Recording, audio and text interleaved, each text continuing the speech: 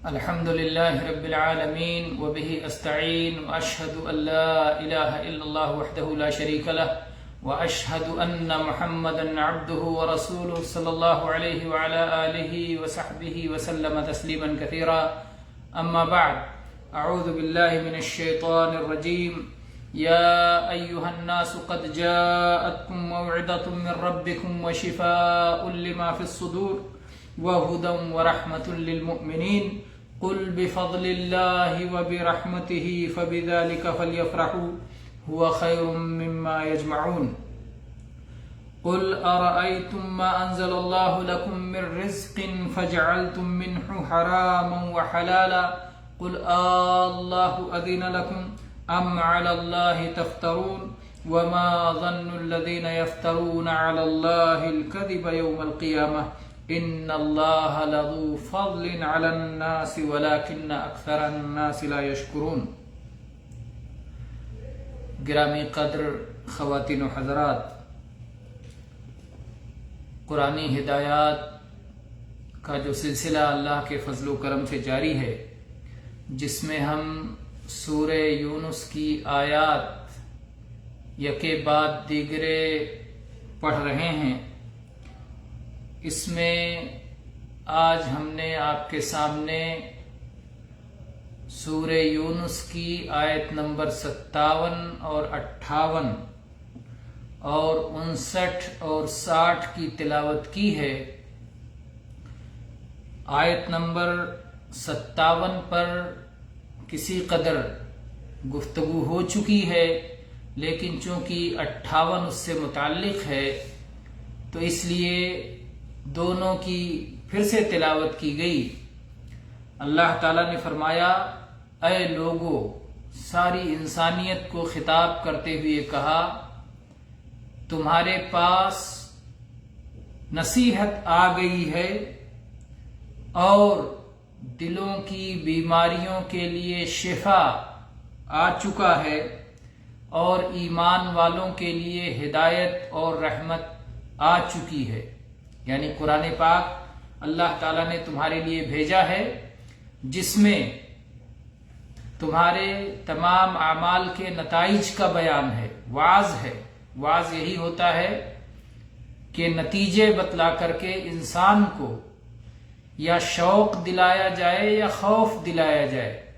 تو قرآن پاک میں یہی ہے کہ جنت جن اعمال کا نتیجہ ہے وہ بتا کر کے ان اعمال کا شوق دلایا جاتا ہے، اور جن اعمال کا نتیجہ جہنم اور ہولناک سزائیں ہیں وہ بتا کر کے جہنم کا خوف دلایا جاتا ہے. تو یہ وعظ و نصیحت کی کتاب ہے. دلوں میں پائی جانے والی بیماریاں، چاہے وہ شہوات و خواہشات سے متعلق ہوں، چاہے وہ شکوک و شبہات سے متعلق ہوں، ان کا اس کتاب میں علاج ہے. اور یہ کتاب ہدایت اور رحمت ہے، لیکن اس ہدایت اور رحمت سے اہل ایمان ہی فائدہ اٹھاتے ہیں. پھر اللہ تعالیٰ نے فرمایا، قل بفضل اللہ وبرحمتہ فبذلک فلیفرحوا.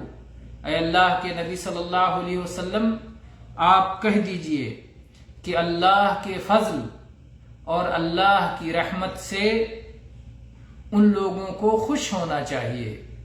ہوا خیر مما یجمعون. جو کچھ لوگ اکٹھا کر رہے ہیں، جمع کر رہے ہیں، سمیٹ رہے ہیں، اس سے اللہ کا یہ فضل اور اللہ کی یہ رحمت بہت بہتر ہے. اللہ کے فضل اور رحمت سے یہاں کیا مراد ہے؟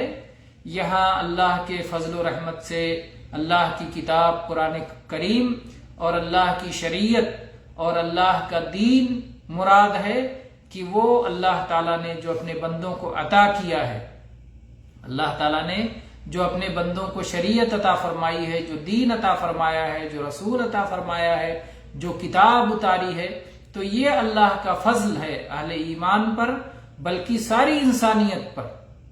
اگر وہ قبول کریں تو اس ہدایت و رحمت سے مستفید ہوں گے، اور اگر وہ اس کا انکار کرتے ہیں تو وہ اس کے برے انجام کو بھگتیں گے.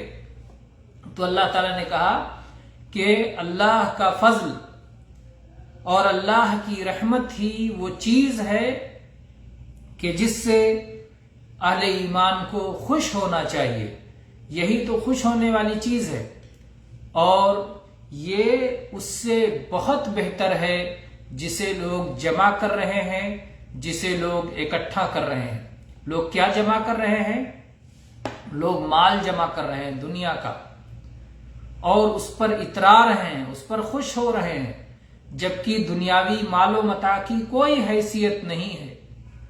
دنیاوی مال و متاع کوئی کتنا ہی اکٹھا کر لے، کوئی کتنا ہی جمع کر لے، اسے ایک دن فنا ہونا ہے. مال کو بھی فنا ہونا ہے، اور مال سے فائدہ اٹھانے والے کو بھی فنا ہو جانا ہے. اور جبکہ قرآن پاک اور اللہ کا فضل اور اللہ کی رحمت اور اللہ کا دین اور شریعت، اگر کوئی شخص اس کو اختیار کر رہا ہے دنیاوی مال و متاع کے مقابلے میں، تو پھر وہ شخص اس کا فائدہ اس دنیا میں بھی اٹھائے گا، اسے پاکیزہ زندگی نصیب ہوگی، اور اس کا فائدہ اسے آخرت میں بھی میسر ہوگا کہ اللہ تعالیٰ اسے جنت کی نعمت سے سرفراز فرمائے گا. تو کوئی مقابلہ ہی نہیں ہے، در حقیقت کوئی مقابلہ ہی نہیں ہے. لیکن بتایا جا رہا ہے کہ تم جس چیز کو پا کر خوش ہو رہے ہو، تم دعویٰ کر رہے ہو، جیسے کہ کفار کہا کرتے تھے نحن اکثر اموالا و اولادا، کہ ہمارے پاس مال زیادہ ہے، ہمارے پاس اولاد زیادہ ہے. اس کے مقابلے میں اہل ایمان کے پاس نہ مال ہے نہ اولاد ہے، ہماری جو ہے تعداد زیادہ ہے، ہماری کمیٹی اور ہمارا اجتماع زیادہ ہے.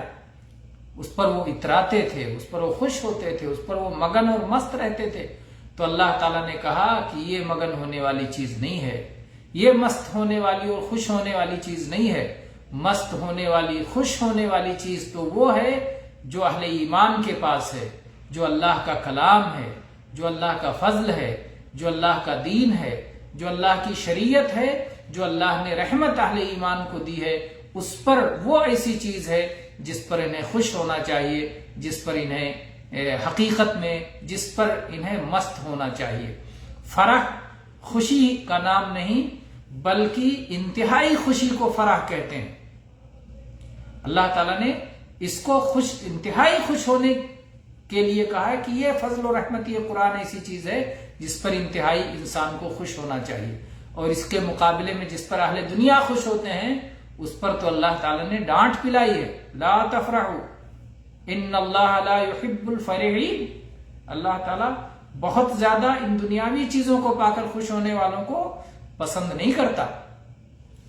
تو یہ قرآن پاک پا کر، اس کا علم حاصل کر کے، اس کے مطابق عمل کر کے، یہ ایسی چیز ہے جس پر اہل ایمان کو خوش ہونا چاہیے. خوش ہونا یہ دلی کیفیت کا نام ہے. بعض اہل بدعت نے خوش ہونے کو خوشی منا لینے پر محمول کر دیا. اسی لیے قرآن پاک کی جب یہ آیت پڑھتے ہیں کہ اللہ کے فضل اور اللہ کی رحمت کو پا کر خوش ہونا چاہیے، تو وہ اس کو اس طرح ڈھال دیتے ہیں کہ اللہ کی فضل و رحمت کو پا کر خوشی منانا چاہیے. پھر وہ اس آیت سے عید میلاد منانے پر، جشن شب معراج کے منانے پر، اور جلسے جلوسوں اور چراغاں اور جو ساری بدعتیں ایجاد کر رکھی ہیں، ان بدعتوں پر اس آیت سے استدلال کرتے ہیں، جبکہ یہ آیت ان کے لیے قطعی دلیل نہیں بن سکتی ہے.